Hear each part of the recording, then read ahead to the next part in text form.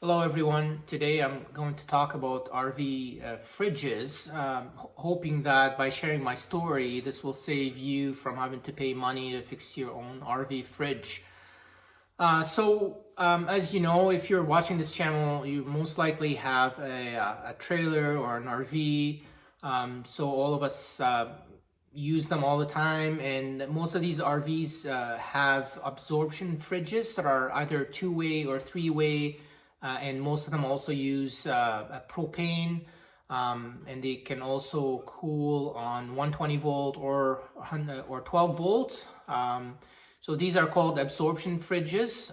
They have cooling units on the back that uses a combination of ammonia, hydrogen, water, sodium chromate, and this kind of mixture of gas and liquid is pressurized to about 3,500 psi.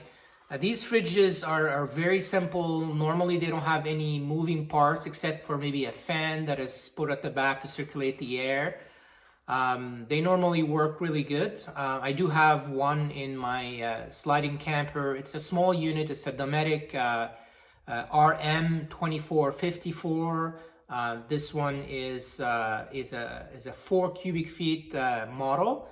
I've had my camper since 2005, so we're in 2024 right now, so 19 years, and finally I started having issues with it. So the first issue that I noticed 2 months ago is that it wasn't, I plugged it into 120 at home to pre-cool the fridge before putting my food in. And when I checked it and I wanted to put my food inside the fridge, it was warm. It wasn't cold at all. The freezer wasn't frozen at all. So I didn't know what was going on, and I was getting ready to leave on an off-road trip.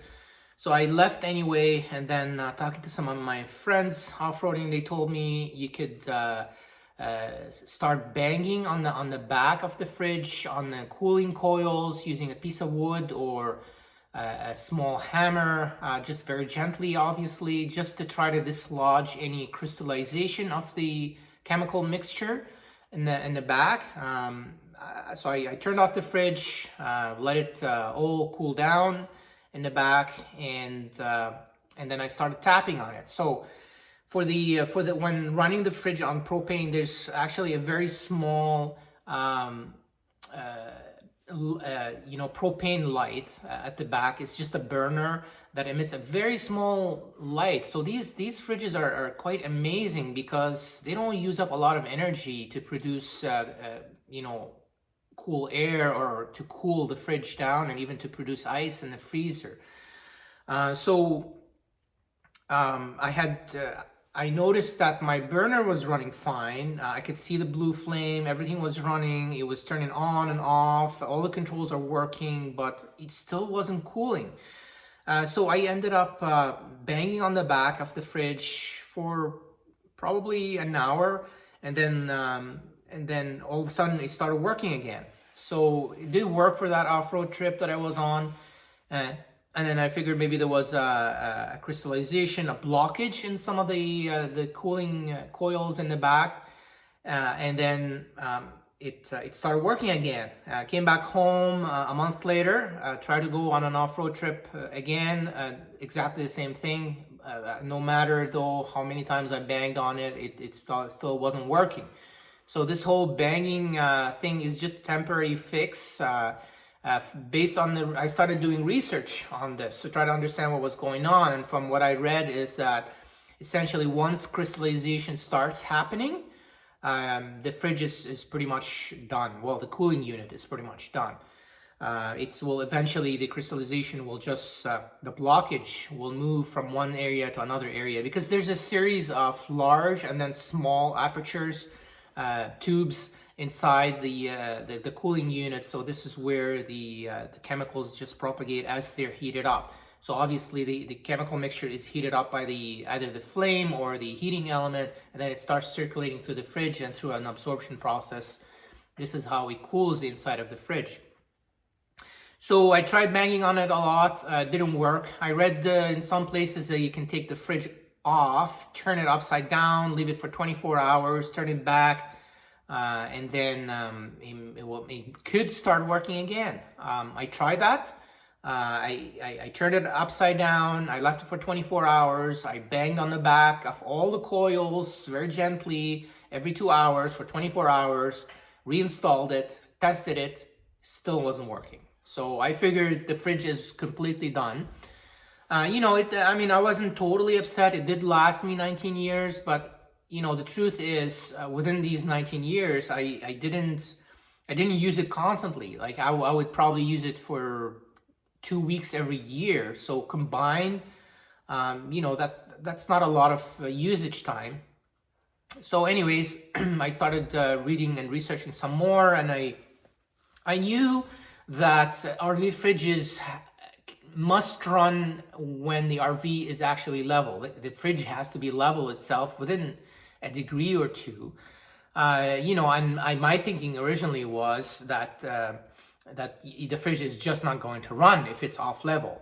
And you know, I have to admit that I did run my RV fridge off level a couple times.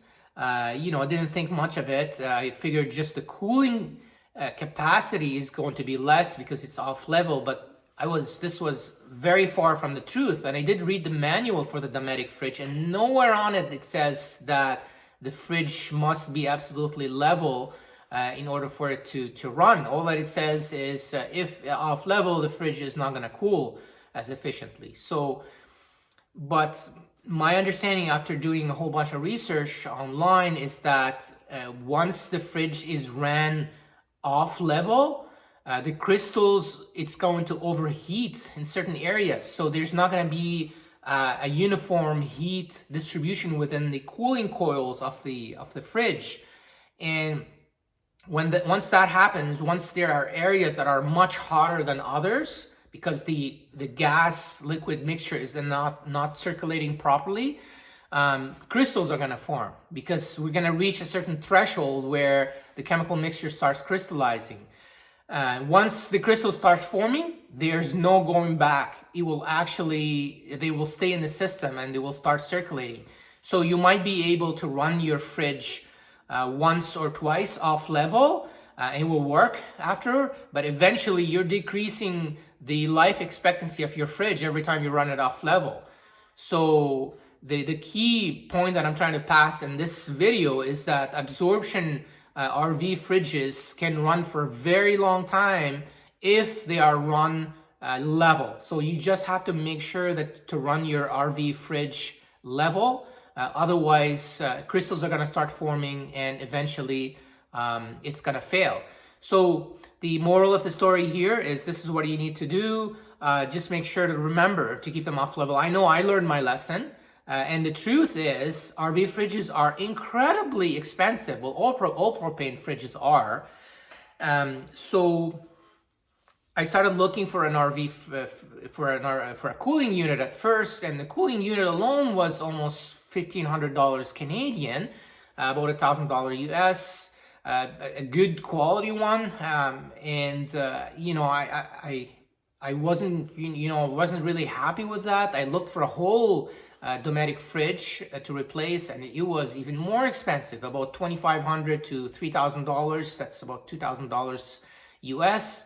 So that was a lot of money. And then finally I ended up finding a place where they sell factory reject new fridges. These are banged up a little bit fridges with some blemishes, and they were selling them for a decent price. I ended up paying $1,700 Canadian for a whole fridge. I figured I might as well change all the electronics, the burner, and everything at the same time, because I didn't want to change the cooling unit and then the next year I would have something else, like maybe the circuit board at the back fail.